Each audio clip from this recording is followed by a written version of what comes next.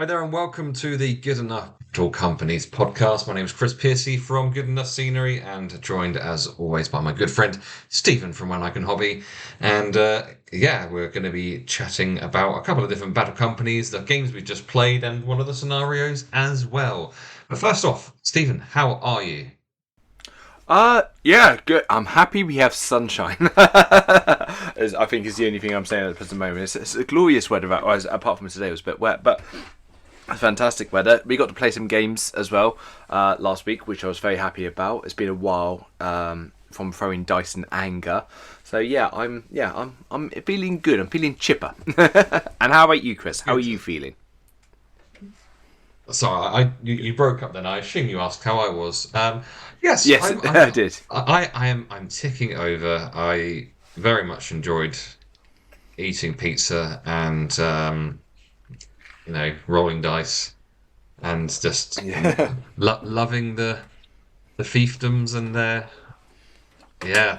are. I've.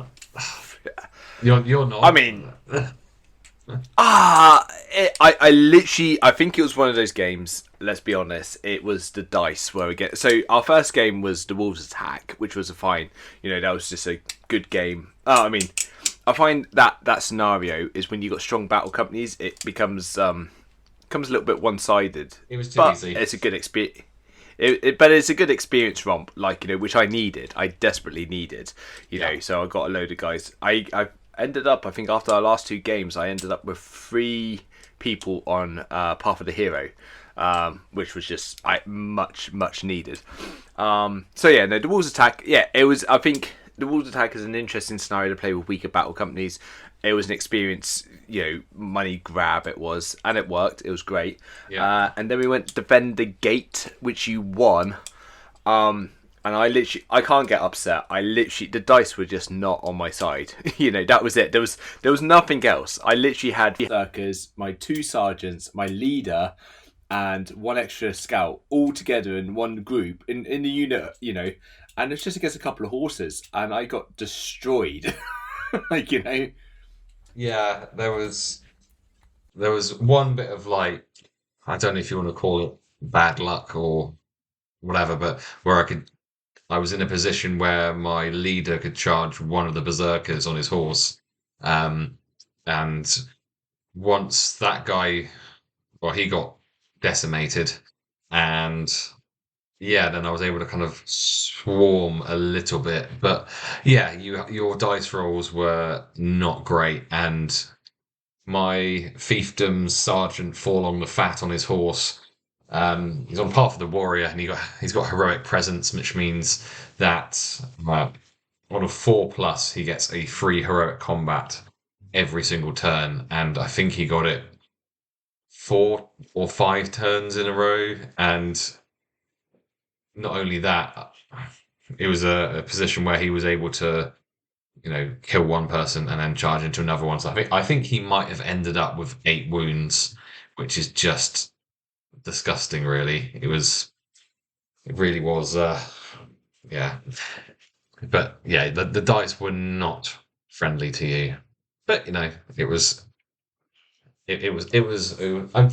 to be honest, the other thing is that you were 45 points behind in that second game, which is that's the equivalent of 3 berserkers. So that's a lot.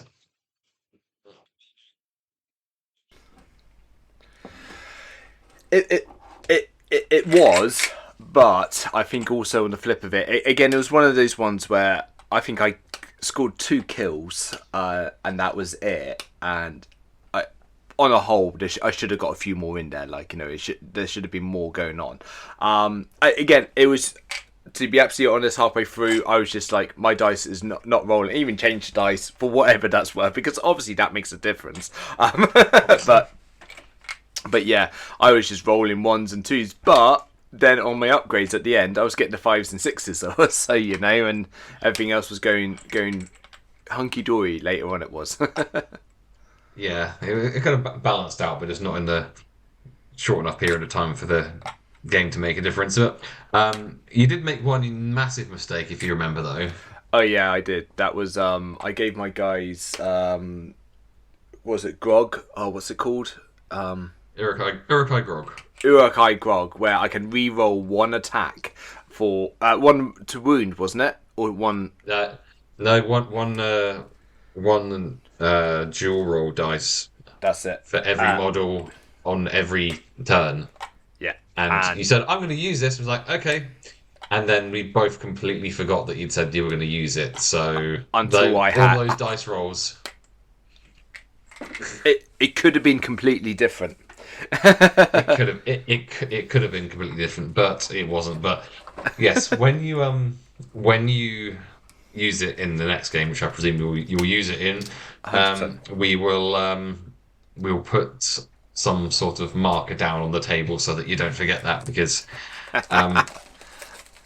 yeah, it's But I think also, I'm not being funny, I kind of went in a little bit cocksure. I thought, like, you know what? I split my battle company in two. I also gained 2 crossbows as well. Got 2 guys up to crossbows. So put them in good spots, right in range. And even that was one of the wounds I got straight off the bat. I was like, you know what? This is going well. And I got cocky about it. And also the scenery, how we set up, by chance, was, I thought, that's in my favour. I can keep out your archers and then I can get into combat. And yeah, then I completely forgot as I just got annihilated. yeah, it was not a good game from your perspective, but you know, we had fun, and that's the important thing, right? So At least someone yeah, did. Forlong the Fat had a great time. So yeah, he was living his best life. Is he up to fight 7 now or something, is he? He is. So he's fight 6, but he's got the company hero upgrade, which means if he charges, then he's fight 7. So Just yeah, he's not getting. I mean, if he charges, then he's beating anyone on your side. So Oh yeah, so yeah, that's it. but he has only got 1 attack. But he is on a horse, so that'll be 2 attacks if he charges. So fight 7, 2 attacks, and then he's got some disgusting upgrades now. So he's nasty to face. Nasty. I'm not looking forward to him, but yeah. Right, should we talk about the today's scenario we're going to discuss? Yeah, so today's one, I believe we are talking about recovery.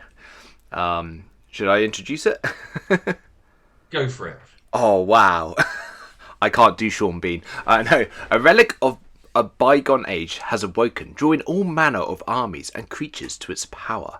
The leaders of 2 rival battle companies desire it, either to progress their own standing or to fulfill the task they have been set to reclaim it by their lord or commander. No matter the cost, both must claim it. So the layout is we've got 2 board edges. Starting positions, players will need 5 identical objective markers, 1 secretly marked as the relic. These should be mixed up so that neither player knows which is the relic. One is placed in the center. One is placed in the center of the board. Wait, yeah. Oh, one relic is placed in the center of the board.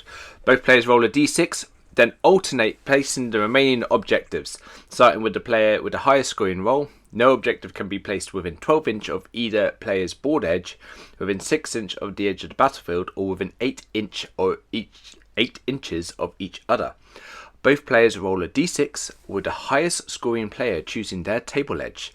All models will walk onto the board from their table edge during their first move phase.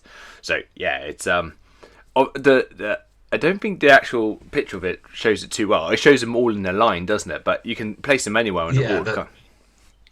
Yeah, I mean, within the measurement things, it's just described. So yeah, it's a nice scenario, this one. We played it early on, which is good. So yeah, your company goes off. Goes along. They try and find this relic. If you turn over one of the, kind of use little markers. So if you turn one over and it's not the relic, then you just discard it. Or if it is the relic, then you have to get it off the opponent's board edge. It's a heavy object, which means that if a single model is carrying it, then they can only move half distance, or if there's two models in like base contact with it, then they can go full distance, which kind of makes things interesting. Yeah, and there's a special rule with this. Glories to be had. The model that moves the relic off the board will be richly rewarded. If this is a warrior, it will count as rolling a hero in the making after the game.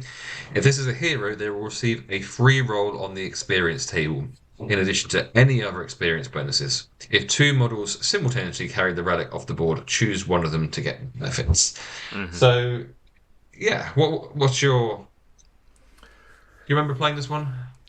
Briefly, it was right at the beginning of this campaign that we have. I actually wouldn't mind playing this one again because, again, some more interesting things. I like it. This one again adds a bit of flavour because you don't know where the relic is. You can place the stuff all around the board. This was the one. I know this one. This was the one when it was in we put it in the tower in the middle. It ended up being, didn't it? And my Urukais had it, and they were going across, but it just got slaughtered again. So no, this is it is an interesting one. It adds a bit to the game. Obviously, as there's 5 of them on the board.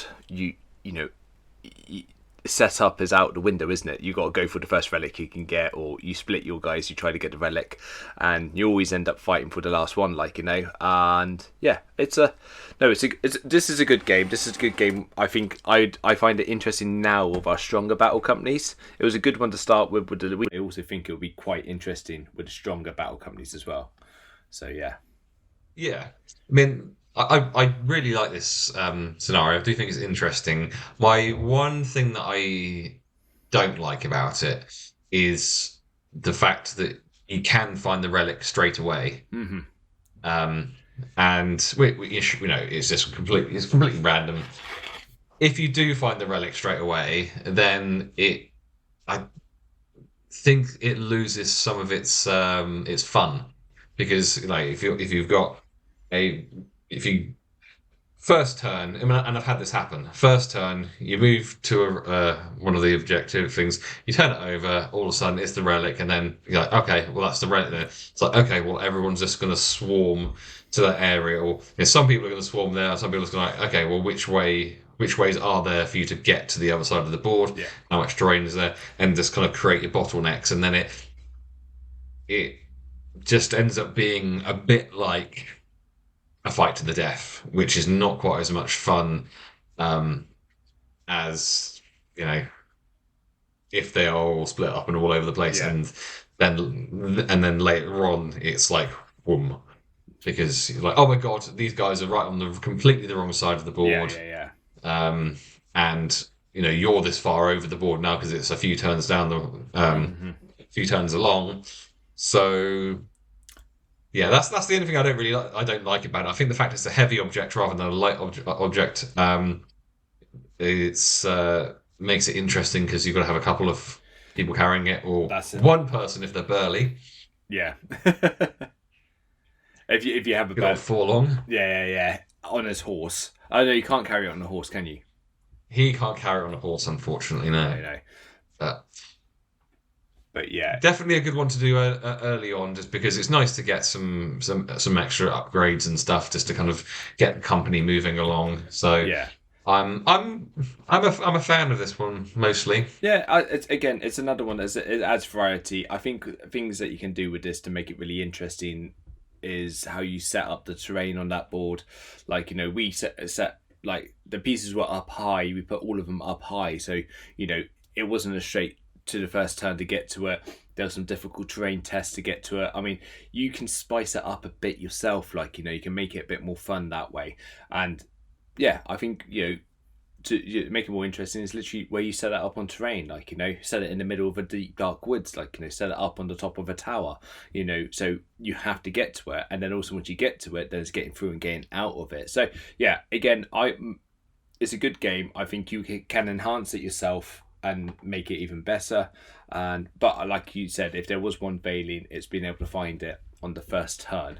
So I would change that around to make it that it'll be a bit more difficult, maybe change it so it's 18 inches from your board edge or something like that. Throw a bit more central into it, and then again, that's where you see it. Like as they've got it, that's probably why they've drawn it like this. Keep them all in the middle. So Yeah. I think what you said is absolutely true, that it is what you kind of make it. So if you're keen on it being a more fun scenario, then make the relics difficult to get to. Yeah, I think That the other option is because there's a scenario in the full game called Heirloom, I believe, which is very, very similar, but you have to roll to dig it up.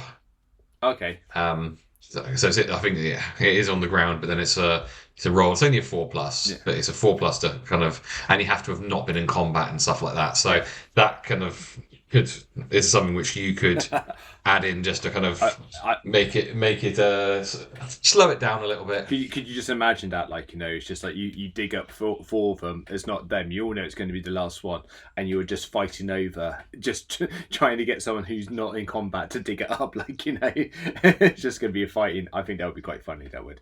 I think we should add that. Yeah. Well, I'm happy to play that one again next time we have a game. But yeah. So I would say this is one of my more. I think because of the upgrades, because of the variety and stuff, it's one of my more favourite ones. So I'm going to give this an 8 out of 10. Yeah, no, I like it. No, I was going 7.5, 8. No, I'll go 8 out of 10. I'll join you on the 8s there. It's a solid one. It is. So yeah, no, nice safe 8. Nice safe 8. I want to know what your 10 is. Yeah. I think you know what my 10 is. I think you know what my favourite scenario is, don't you? Maybe you don't. No, I don't. What is your favourite? Okay, well we have to keep listening to find. keep listening to find out. I got to find out what my favourite scenario is, and they'll be like, I get beat at it. Oh, you already have been beaten at it. I always get beaten. When do I win? You've won a couple of games. I need to get these Iron Hill dwarves sorted. I need them painted, and I get them on the battlefield. Yeah, you can have your Iron Hills dwarves, and I'll have my Moria, and then you can absolutely decimate me. Then I'll get 15 influence points, and I'll get a cave troll, and then I'll throw a goat, and that's all I care about. Throwing one goat into another goat. That'll be the end of the campaign then. Don't care if it's last game. Yeah. Yeah, don't care. As long as I get to do that, I'm going to be delighted. Yeah, I'll probably line it up all perfectly and then fluff my dice rolls and not get to do anything. I'll give you my dice I had last week. They're best for. Please don't. That moves us on to our good company of the week, which is the Defenders of Helm's Deep. So. You bastard. This is the face of regret. You bastard.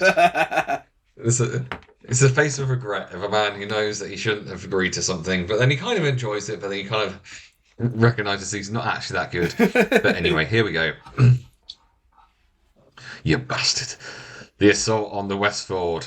I like to say the Westford, you bastard. The assault on the assault upon the Westford has forced the people of Rohan to flee to the sanctuary of Helm's Deep. The attack on their lands having highlighted their need for greater protection and taller walls. Having journeyed across Rohan and survived the ambush of the wolves of Isengard, the Rohirrim have reached Helm's Deep and begin to prepare for the inevitable battle against the armies of the White Wizard. Bastard.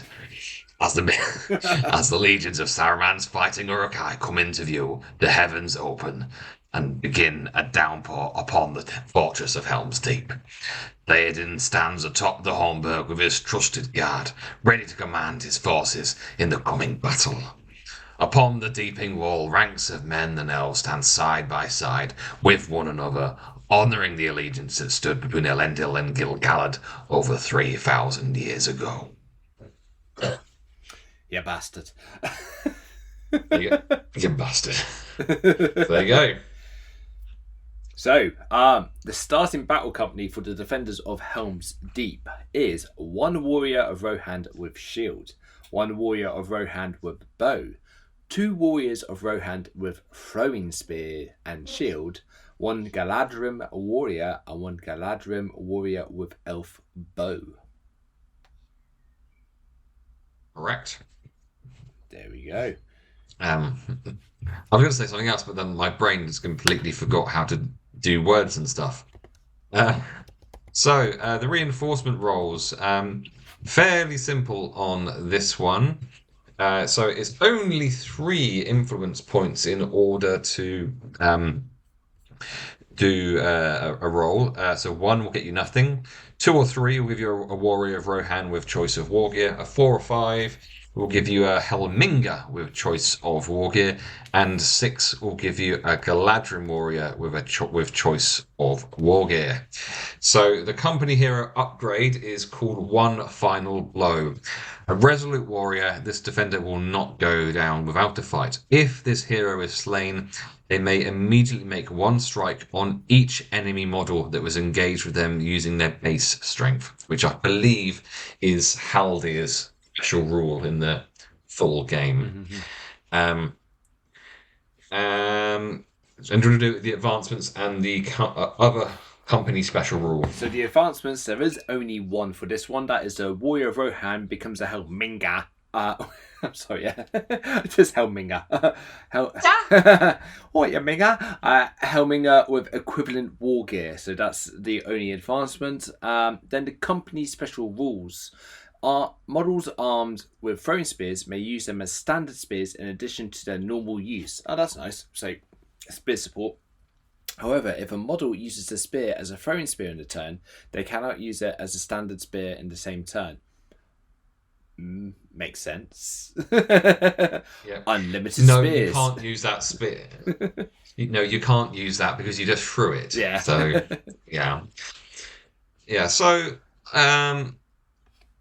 anything else? So, yeah, the stat lines, they're pretty simple. There's only two really, 2.5. So a Rohan warrior comes with armor, sword, or axe, and you get options of shield, spear, or throwing spears. Movement 6, fight 3 with a 4+ for shooting, strength 3, defense 4, 1 attack, 1 wound, and courage 3. And then the Galadrim warrior is heavy armor, elven made hand and a half sword. Woodland creature is the special rule. An infantry model with the special rule may move through woods and forests that are classified as difficult terrain as if they are open ground. Note that this doesn't mean they can automatically climb terrain in those areas, nor move through tree trunks or jump falling obstacles, so just run through the woods. They come, so the war gear is elf bow, shield and spear as well. The options, war gear options, and their stats are 6, fight 5, 3+. So really nice there. Strength 3, defense 5, attacks 1, wounds 1, and courage 5. These filthy, filthy elves. So, yeah. So I've never. Yeah, the only upgrade thing is a thing not mentioned there is the Helminga, which is exactly the same as a warrior of Rohan, except Helmingas are strength 4 rather than strength 3. So A little bit. yeah. Do you have any experience with these at all? Rohan all day long. Galadrim warriors and Helmingas, no. But Helmingas are just a little bit stronger Rohan, basically, aren't they?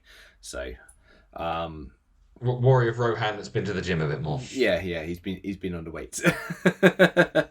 Yeah. So, no, I haven't. What's your thoughts? I mean, having some elves in there makes it a bit interesting. But there's no horses here. Obviously, they're defending Helm's Deep, so there is no horses. I mean, you can buy horses. Would you be able to buy horses for it? Throwing horses off. Yeah, just throwing horses off. No, throwing horses off of the Deeping Wall. Yeah. No, there is no cavalry options for them, unfortunately. But I don't know about this one because it's limited, isn't it? I mean, it's completely thematic. It is what it is. It's a it's a beautifully thematic company. It's perfect in terms of that. I mean, so I have been playing a ongoing campaign against Dave, who is using the Defenders of Helm's Deep, and it is the themiest thing you could possibly imagine. So essentially, Dave has he's using um, he's using Theoden, he's using Haldir, he's using Legolas, he's using Aragorn, he's using Eowyn, he's using Gimli, but giving. We allowed Gimli to have a dwarf profile. I mean, you could have it as Warrior of Rohan profile, but and just have the Gimli model. But every single model is like a hero model, as you'd like expect. And then as he's getting upgrades, so when he got ready world to have a Warrior of Rohan, he brought in gambling as one of the models. So it's like actually the heroes from there. So which I just love. It's a really lovely themey company, and in terms of facing them, I mean, it's always tricky with elves because I mean, particularly once they start getting a couple of upgrades as well.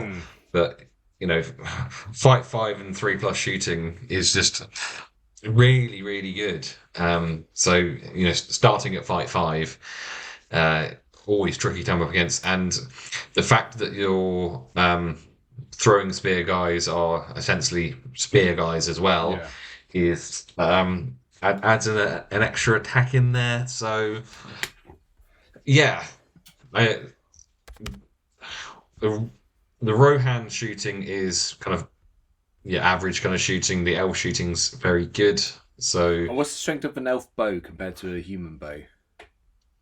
Strength 3, 24-inch range. Yeah. So I'm playing as Isengard against him. So I took the man flesh rule as soon as I possibly could, and then I've just kind of really gone for the models that have got that are not elves. Yeah. Which has helped. But they're tricky to. They're tricky to play against because the shooting is pretty decent. Well, it's about as good as it gets, really, isn't it? Strength 3. Yeah, no, I'm just trying to think like how 3+. I'm just trying to think how I'd play him because obviously my elves would be leader and sergeant. I think is what I would do. Leader and sergeant them, and I'm now just trying to think how I would what paths I would put on one. So I think one of them would be the ranger or sharpshooter, so that would be the elf with the bow. It would be ranger or sharpshooter, I think. Just trying to think. I always think that if you're already at 3+ for your shooting, that you go for sharpshooter. Yeah. But no, ranger's never a bad shout. Yeah. So for shooting, so it's that, and then I'm thinking the other Gladrim, I might put him on Path of the Warrior actually. Make him pretty hardcore.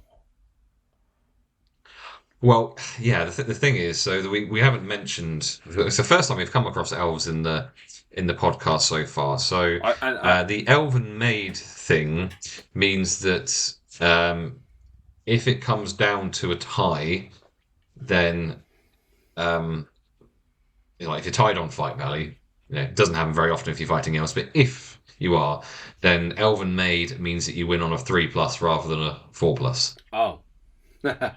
So it's a 2/3 chance that you'll win a roll off. Yeah. So yeah, and the fact it's hand and a half. If you put them on Path of the Warrior, and you do get you do get burly, burly elf, fight 5. Yeah. And then +1 to wound. Yeah, nasty. Yeah, I think I would. But Sharpshooter warrior, and then it'd obviously be a Rohan would be the next one. I don't know what I put him on. I might just put him on general because general's kind of handy, but then it is a bit general, isn't it? Or Path of the Defender, you know. Whew. You're loving your Path to the Defender lately. Well, the Path of the Defender I'm thinking is quite handy because straight off the bat, it's like, you know, they gain a free shield, you know. So you know that ups their defense value straight off. Although I think all Rohan come with shields, so. But yeah, it's No, actually, no. I don't know. What would you do? I'm actually a bit of a loss because you lose certain ones, like Knight doesn't count. I don't know. Would you go down Sorcerer route, or would you play with it? That I think that given that I don't know because I quite like the idea of having a Haldir model because he dies at Helm's Deep, doesn't he? Mm-hmm. Yeah. Of having him on Path of the Martyr. Yeah. But the only issue with that is that the death blow on there is on a 9, and that is the company specific rule. So it's the sort of thing where I'm like, well, I can get this, I can choose this at any point. Yeah. Do I really want to waste my 9 roll on it? But then I think that having I'm going to go for Haldir on Path of the Martyr, and he would be the one without a bow, even though the Haldir model tends to be the one with a bow. But you know there are 2 models, and then the other Galadriel warrior with bow would be on Path of the Sharpshooter, and then probably just a very basic, like. This is warrior. You know, I might. Or duelist. I mean, why not have a Gandalf? Why not have a Gandalf there? Yeah. You know. No. So sorcerer. I think this, looking at this company, it's not you got to think about it a bit, don't you? But I think, and it's weird. I say you have to think about it. You've literally got 3 different types of models that you get to choose, but you're limited in your upgrade routes, like, you know. So it's how you basically can get the most out of a human, a Rohan, or a Minga, and then you get some elves in there, and elves are pretty damn good. And I mean, yeah, don't know. I think, like you've done, and you and David done, gone quite thematic with it. I think it could be quite good fun because then you add to it, don't you, by going thematic? You know, in your own gameplay and everything that you do, you add to it. So yeah, I think. Yeah, interesting. There's, I think with the reinforcements, it makes it quite interesting as well because you've got 1 obviously gives you nothing. Yeah. 2 or 3 gives you the Rohan warrior with whatever you want, and then 4 plus is great because 6 gives you an elf, which is great, and 4 or 5 gives you something that's strength 4. So there's a 50-50 chance you're either getting something strength 4 or fight 5. So the access to that sort of thing is good. And then you've got if you get a Helminga and they do get a path on to be on a hero path, then they've got the opportunity to upgrade their defense, and then it could be strength 5. Having strength 5 stuff ain't never a bad thing. So I think they're good. I think they'll struggle against cavalry. They've got access to most weapons, so they've got a kind of wide array of like special strikes. So if you can get a couple of Galadriel warriors with spears backing up the other couple of Galadriel warriors, then you can basically use the feint special thing for free with one of them because your fight value drops, but then you've still got fight 5 in the fight from somebody else. So that's a kind of a free chance to one of your dice is being re-rolling ones to wound. So yeah, that they are. I wouldn't say they're a company that I'm gonna rush out and do anything with. No. To be completely honest. I don't love them. They've been slightly tricky to play against, but then Dave's slightly tricky to play against in general. So he's good at the You game. bastard. You bastard. So yeah, that I mean, I think if I was to choose these, well, actually, I'll ask you: would you choose this company or Rohan? Oh, Rohan. I'd choose Rohan all day long. Getting horses, Yeah. getting extra bows, just having those increases all day long. Because the bows are free honesty shots all day long, and because you're not, they're weak, they are, but they're kind of handy. And then, yeah, horses, horses, horses. Just, being able to have an animal or something. So obviously, when you're getting shot at, there's a 50-50 chance, you gain. I always look at having a horse when getting shot at as gaining a wound, if you get me, perchance, because there's a chance that if they hit the horse and your rider still, you're still about, so it's that kind of thing, in my head. So yeah, no, and cavalry getting the extra attack on the charge and stuff like that. So it's just no, that's a no brainer. I find Rohan warriors a bit weak on the ground. They need to upgrade to get better to do. So, but they're just standard. The standard humans, aren't they? And there's not much special you can do with them, So, Yeah, I think all very true. And the thing is that you can also, and this is quite tasty, you could give your elf heroes throwing spears, so they'd be able to charge. They wouldn't normally have throwing spears, obviously. So being able to charge in and hit on a like 2/3 chance of doing a strength 3 hit on as you charge in, that's quite nasty. But yeah, the lack of what I found playing against them is that I think that against, because I'm playing as against Isengard early on, where I had the man flesh rule, it was pretty. I was wounding my heroes were wounding the men models on 4s. Nice. So 50-50. it's 50-50. So I think early on I felt like I was kind of cutting through them a little bit. Yeah. But we're kind of quite a few games deep, they are not so much fun to play against at all. So I think they're the sort of company where if you can grind out early on, because you've got some. Your elves are kind of carrying you a little bit. Yeah. At the start, but if you can get through to 4 or 5 games, 6 games, get some upgrades in, get some reinforcements, then it does change it. But I have to say that playing against it as Isengard, it's just been really, really fun and thematic. So if you really want to play something nice and themey, then you can't fault it for that. But it's not a company that I'm going to be playing anytime soon. So I'm not going to give them a good rating. No, so okay, out of 10, what's your rating going? My one, I'll be honest, I'm actually 5. I was literally about to say that as well. It's 5. It's I think if I was to do Defender's Helm, it would literally do as you're doing it, playing against Isengard, or it's that kind of way around.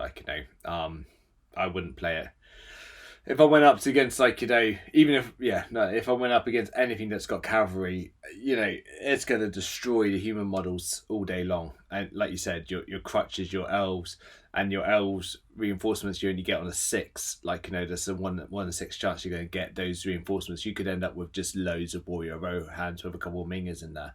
So and it's so yeah. Yeah, I think the kind of final thing to mention on it really is the fact that the warrior of Rohan with bow, if he doesn't die, he's just taking up a slot in your within your bow limit that is 4+ strength 2 shooting rather than 3+ strength 3 shooting. So it's just throw him into every combat and just hope he dies. He dies. I mean, you could buy him an elf bow, but he's still then only hitting on a 4+. But so yeah, they're a fun, themey company. I think they are. They have Their limits. they have the limits, but yeah, yeah, That's that. that is that. Moving on to our evil company, quite fittingly, is the Scouts of Isengard, and the face of regret returns. And,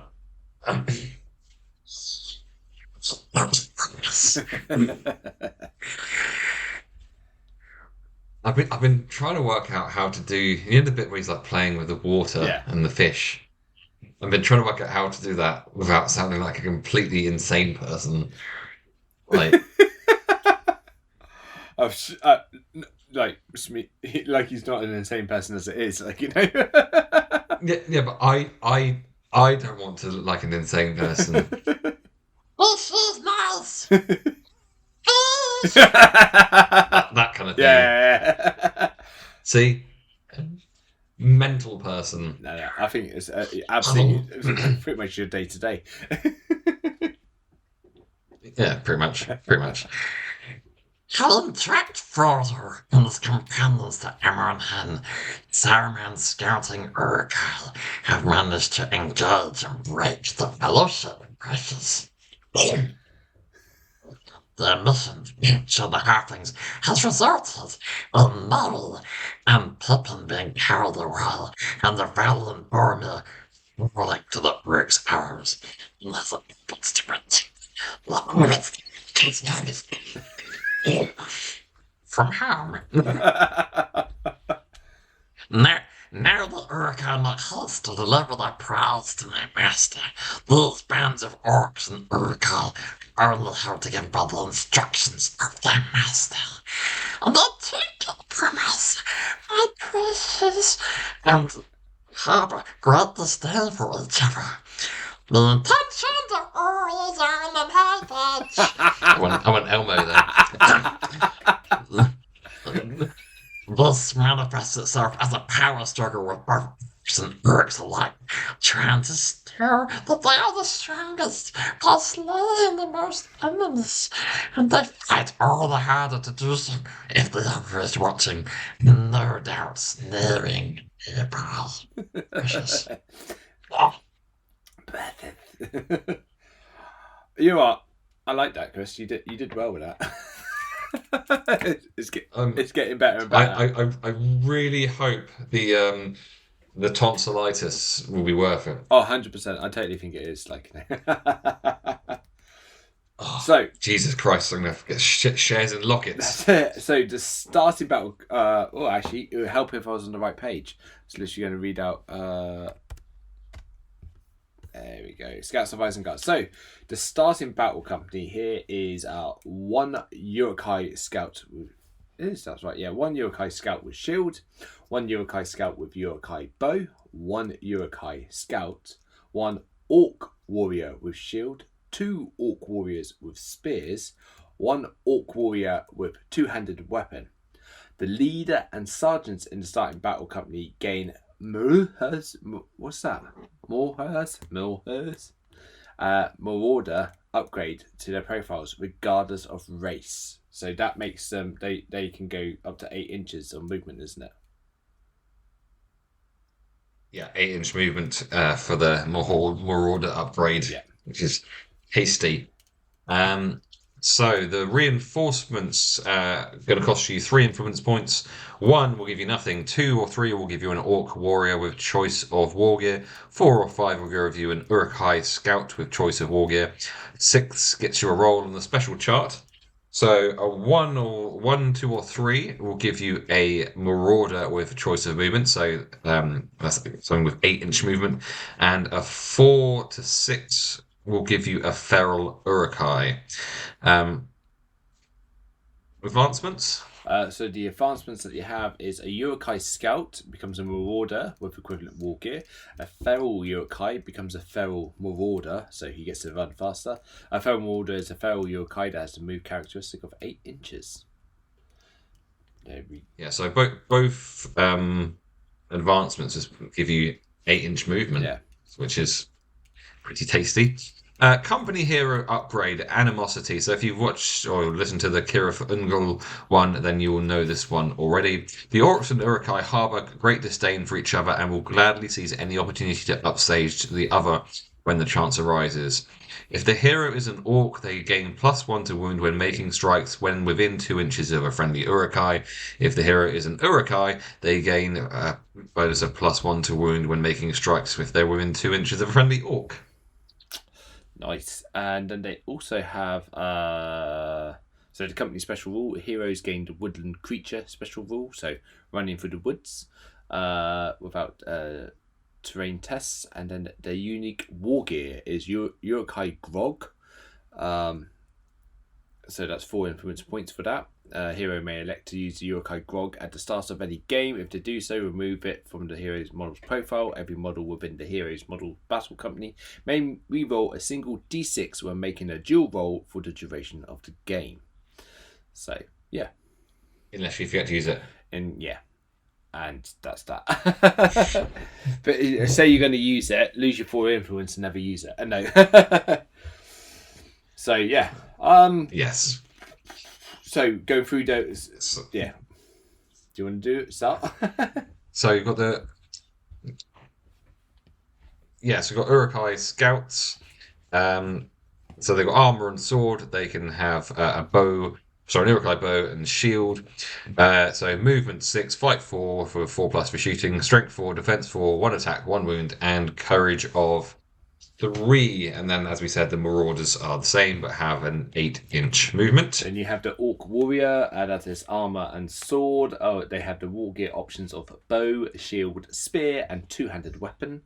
The stats are 6-inch movement, fight 3, 5+, strength 3, defense 4, attacks 1, wounds 1, and 2 courage.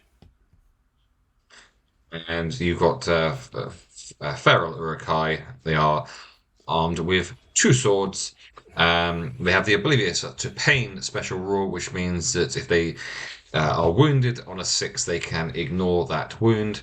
Movement of 6, fight 4 with 4+ shooting, strength 4, defense 4, 2 attacks, 1 wound, and courage of 5. And then the Marauder upgrade they can get means they go up to 8-inch movement rather than 6.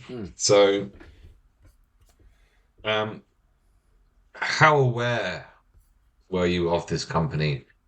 Not aware, and I wish I was, because I've gone for. I'm personally doing Isengard at the present moment, which is basically Urukai Scouts, but with the animosity that you get in this with having the Orcs. Because literally with that kind of thing, I'd just pair every single one up, so every leader would have an opposite race running around the battlefield with them for the +1s, that kind of thing. And then the upgrades and just the Marauder to being able to go 8 inches, and the heroes are upgraded to Marauders, so literally having 3 guys running around on 8 inches at the at the start is pretty handy to have, Sorry, I'm taking it into the sewer there. But yeah, we nearly be tripping over it, that thing. No. So yeah, but yeah, no, this is an interesting one. This here with the Orcs in there, and you're starting with 1, 2, 3, 4, 5, 6, 7 people as to start. You have a real range of weaponry going in there with 2-handed weapons. You've got spears, shields, and bows. It's a mix of weaponry literally what is it there? So sword, bow, spear. There isn't much you haven't got. I don't think you got clubs, but other than that, you got one of everything. You have, So it's a pretty much. Yeah, it's a mix of everything in there, and also with two spear support straight off the bat as well. That's something I've felt that I've needed that I've not had. So having spear support would have been dead handy to have. Yeah, and then that Marauder thing is definitely interesting. Especially as the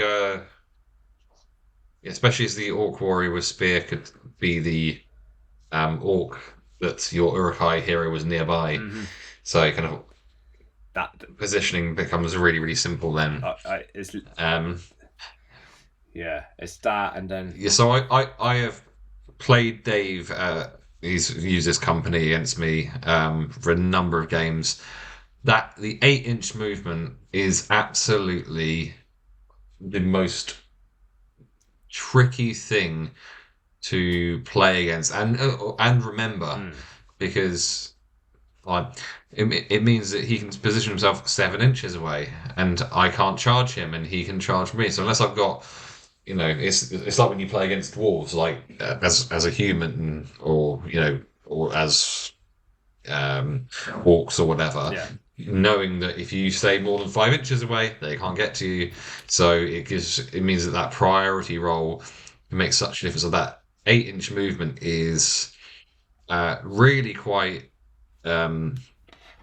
nasty to come up against, especially later on in the company's development, where you've had a whole bunch of people upgrade, and you've got loads of models on 8-inch movement. Yeah. It's obviously it just means they can get to a lot more places than you think and do things you wouldn't expect them to be able to do. So yeah, they're a good company. Yeah, no, I like the look of them, and I wish I looked at these guys before. Hang on a minute. You're saying that you quite like the look of a company that's got orcs in I it. know. Like, if I was, it's because the animosity. If I was a keen man, I'd go back and I'd go and take the clip out of one of the previous episodes of you saying, "Oh God, these bloody orcs, they're useless." It's like, well, yeah, but But I could not. So basically, like if I was to go into it, all my Uruk-hais would be getting all the leaders and sergeants off the bat, because and then where's my disagree on that, but you disagree. Yeah. Oh. Well, I mean, so I'm literally looking at what paths I would be putting them all on, and I mean, apart from probably the Orc Warrior with the two-handed weapon, I might put him on a different path, because having that, be it that is again warrior or no, it would be warrior. Get him burly, get him. Yeah. So him as a sergeant on path of the warrior, +1 to wound just by for getting your burly, and then get your animosity rule as well. You're on +2 to wound if you're next to an Uruk-hai. Yeah. So no, that's you might only be strength. If you go up to strength 4,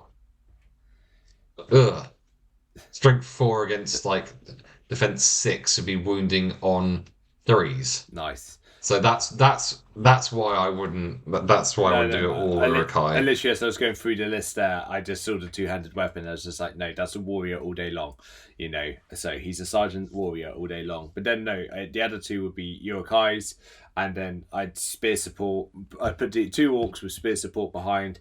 As soon as I could get the animosity upgrade on them, everyone would be getting animosity as soon as possible. So yeah, I'd have a warrior. And then what else would I have? I'm just trying to think what else I would do with them there. Where am I?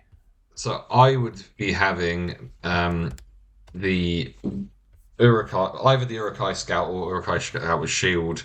Probably the one with Shield be my leader, and I'm going to chuck him on path of the Watchman. And that's because on a roll of a 9, you get increased movement. So that can be improved twice. So you could have your leader being an infantry model that can move 10 inches. I mean, and the other thing is the sound the alarm, which is the double 1 roll on the path of the Watchman. That gives you re-rolling ones when rolling for priority. This is the sort of company where you haven't got any cavalry. But you have got models that can move 8 inches, and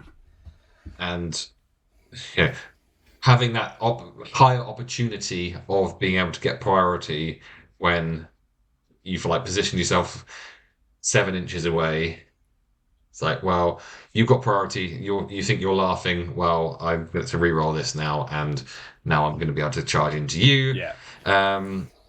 So, yeah, and plus I think it works quite nicely with the idea of having an attack dog, getting the fearless special rule, and kind of it's kind of all about kind of sneaking in the shadows to a degree. So, and I think my other one, I think just to be themey, I'd probably chuck it on Path of the Skirmisher. So I think there's some. I mean, Is that one of my main? Keen Sight is pretty good. I like that, which is fat. Oh my god, just like so if you got heroic march as well, then as well as your movement thing, you can have a model that if you called heroic march, you could move 13 inches as an infantry model in one turn. That's not march. I mean, that's just that's Usain Bolt across the bloody board. That is like, you know. You know, chuck in a war drum as well. Oh my god, that'd be amazing. What does a war drum do? Another 3 inches of movement. But It's just imagine just running off the board. But it's those kind of things. I think that 8-inch movement just from the off on 3,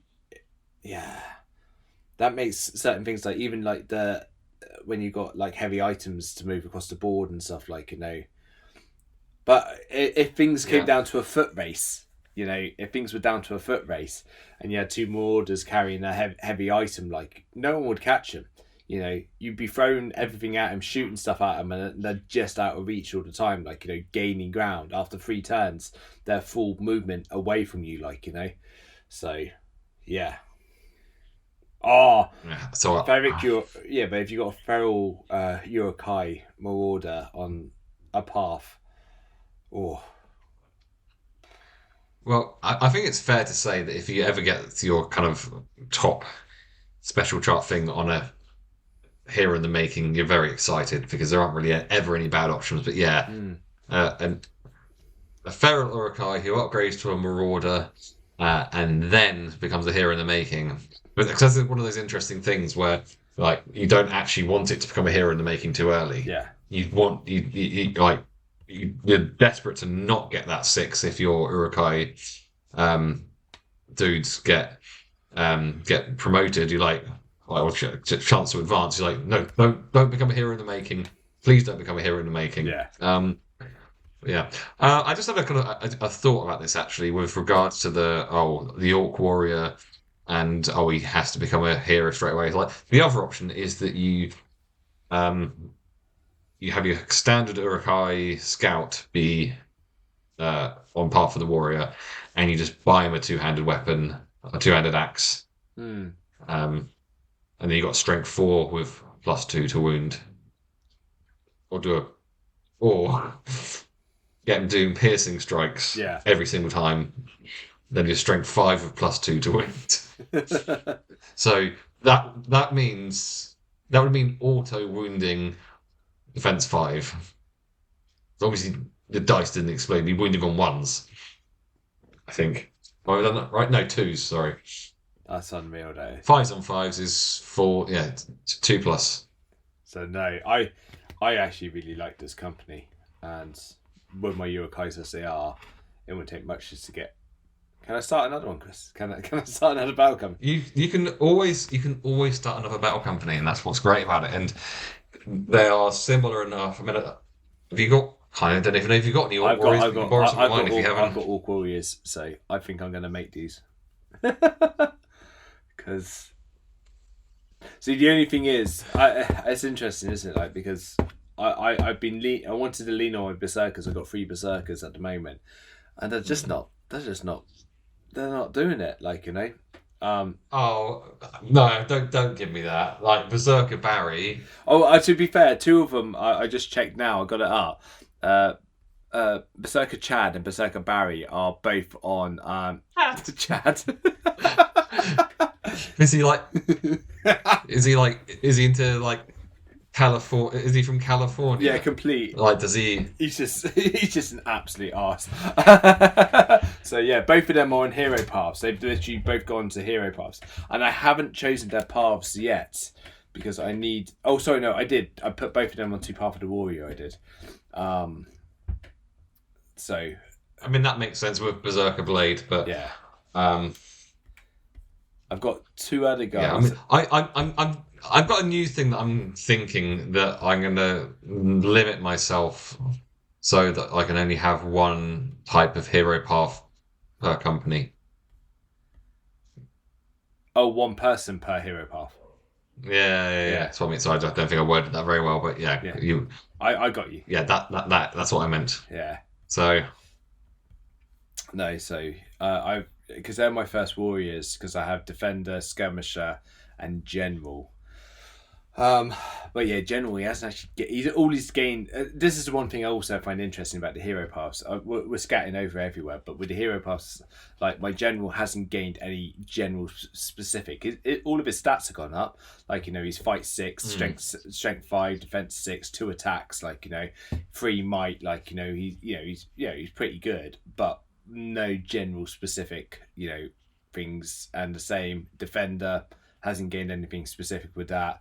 And then skirmisher, he got throwing mastery was all that he's got so far, and it's just stat increases, so yeah, it's one of them. yeah, But yeah, and I think that you take the path of the general thing mainly because you want inspiring presence. Yeah. I mean, I think that's one of the biggest things you're looking for when you're on path of the general. But yeah, I think that you're a bit weak against cavalry. You haven't got. I mean, the thing is, you're you only got 3 out of your 4 on fight 4. So your orc warriors are obviously your weakness because they're orc warriors, so they're never going to be that good. But it's not kind of relying on those orc warriors to get you the animosity. The thing is, I think upgrade. Yeah, so they are. And what's interesting though is only on you on a third on your reinforcement roll. You have a third of a chance of getting an Orc Warrior, where actually you got a 50% chance of getting Urukai. So on a 4 to 5, you get a Urukai Scout. On a 6, you get a special roll. And then on the special roll, a 1 to 3 is a Marauder, which is a Urukai Scout. And then 4 to 6 is a Feral Urukai. So on your upgrade, your 50% chance you're going to get a Urukai. So I feel like early sacrifices. Well, I think is if you've got 6 influence, then you can guarantee that you get an Urukai because you roll a 1, you chuck another 3 influence at it, and you get an Urukai. I mean, you don't really want to be playing 6 influence for an Urukai Scout, but you can guarantee an Urukai Scout if you have 6 influence rather than an Orc Warrior because. And I think it's. I mean, I'd say that your limitations with this is shooting as well. Yeah, you're not because. You're not shooting. You got the Scout Urukai bow because of an order with a. So an Urukai Scout with an Urukai bow, cool. Yeah. I mean, hits on the 4. It's strength 3 shooting. Might only be an 18-inch range, but yeah. And then you've got an Orc Warrior. Is there even that? No, there isn't. There isn't. There's so they. Yeah. So you've got 1 shooting. I mean, they aren't a really. They are, so range attacks are going to be their absolute downfall. So facing cavalry, because cavalry is pretty much always good. Facing cavalry and anyone that's half decent at shooting is going to be not great to face. No. But, it's never really good to face cavalry, and it's never really good to face good shooting. So, but yeah, if you've got situations or scenarios where there's the scenery is set up in such a way that you you want to be trying to shoot someone down from somewhere or something. And that's not going to be No. this is not going to be, those sort of scenarios are not going to be your friend. Crossing the board scenarios are going to be amazing for you. Getting to places type scenarios are going to be amazing for you. We spoke about relic one earlier, recovery. But even that, You are killed. You are going to be the first there, pretty much. Yeah, killed a messenger will be an interesting one as well. Again, it's that kind of thing. You can just keep out of reach and attack and get out and stuff. So, no, to be honest, now looking at this one, and dare I say it, I really like this company. And if I was to choose again what we're doing, and I probably am going to do it, I would have chosen this one over the Isengard one. Because the only difference is in the Isengard, you get the Berserkers, which the Berserkers are pretty cool.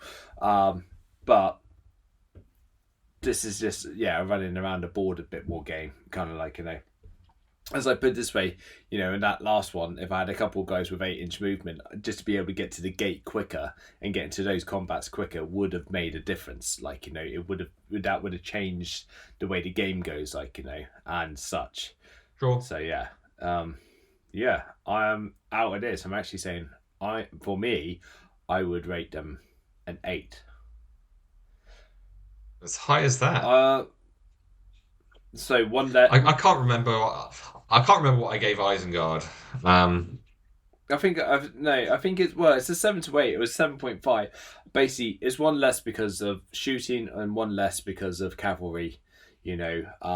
But you start with your defense 5 with shields, so you're okay there, and then it's basically it's the animosity that makes it interesting. Having that rule, a +1 to wound, just to have an orc by you, makes it interesting. So yeah. But Isengard, you can get man flesh and you get +1 to wound without needing an orc. So I think overall, I can't remember what rating I gave to Isengard, but I'm going to give this company exactly the same because I think that there are some the Orc Warriors pull it down, the shooting pulls it down, but then the ability to very easily have 8-inch movement on a lot of models that are infantry models, plus being able to put them on interesting and funky hero paths to kind of help with that. I think that makes them a very, very tasty one. So I think I might have given Isengard around about 7, so I'm going to give these about 7 as well. Yeah, I think, no, I get you. I know, I like them. I think they're a bit better than Isengard. You said about the man flesh, but man flesh is only men. So obviously you come against elves or you come against anything else. Yeah. That's the, it's that thing. Whereas this one is literally +1 to wound on everything. So it's, I do like the look of these a lot. Yeah, it's an interesting special rule because it is super powerful, but then quite situational. And then if your orcs get wiped out, then and this is it's a real makes it interesting when it comes to the combat phase of the combat phase of the turn in terms of working out which fight should happen when, because quite often it's just no one's going to get trapped, so it doesn't really matter who gets trapped or which combat happens first. Yeah. Where with this, it's I need to make sure I've got the +1 to wound here, so the Urukai one has to go first, and because that orc needs to definitely be alive. Yeah. No, it's that. Yeah, no, 100%. But again, it does. Yeah, I mean, obviously the Urukai's got more chance of wounding than the orc, but it still works both ways per se. So yeah. I'm going to put them dead equal. I'm going to say with Isengard because there's ups and downs. So I'm going to sneak them up. Yeah, I'm actually going to build a company of these because I want to try them out. and so you should, and I will destroy them. I'm not sure what I would bring against. No, I don't know. I don't know what I'd find. Try to try and find a. Actually, I really like fiefdoms, but I also it doesn't feel right playing as a good company. I just feel like I should always play as evil companies. So yeah. Anything else left to say on the Scouts of Isengard? No. Wish I saw him earlier. But yeah, no. Just wish. Dude, read the rulebook. It's right here. I know it's read the rulebook. I rely on you. You're my rulebook. I had a beginner game the week before last. I sent you with Josh in the shop, and it was funny because normally whenever myself and Chris play, what happens is every time when it comes to the wound chart, I'm literally like, yeah, I'm defense this, and Chris is like, yeah. So you need force to wound, and he just knows it offhand. And I was teaching someone how to play it, and I was like, yeah, I'm going to have to get the rule book out to look at the wound chart because I can't remember it. My walking rule book's not here with me today. Sorry, wasn't invited. It's very simple. If the strength and defense are equal, Yeah. it's a 4. Okay. Okay. Yes. So that's the kind of your starting point. If the defense is 1 less than the strength, it's also a 4. Okay. Okay. And After that, yeah. if the defense is 1 or 2 higher, Yeah. it's a 5. Mm-hmm. If it's 3 or 4 higher, 6. Okay. Yeah. After that, it's 6-4, 6-5, 6-6. So, but like, I think most of the time, I think the most common number required to wound is probably 5. Yeah. Is pretty much is. pretty much. Apart from if you're falling the fat who was wounding on like 3s. That's disgusting. Because it's filthy, but you know that's what he does. So anyway, next time out, we will be doing another themey good company, with it being the Pass of the Druadan, for the good company, and then the evil company is one I have a great affinity to, which is Warg Riders. Yes. So yeah, I'm looking forward to talking about them. And I'll be honest, I haven't played as Pass of the Druadan. They really don't look very good, but apparently they're not bad. No, I was just looking at them there, and I was just like a bit. You start with some horses. Yeah. Oh, do you actually start the Outriders on horse? No. Outriders can get horses.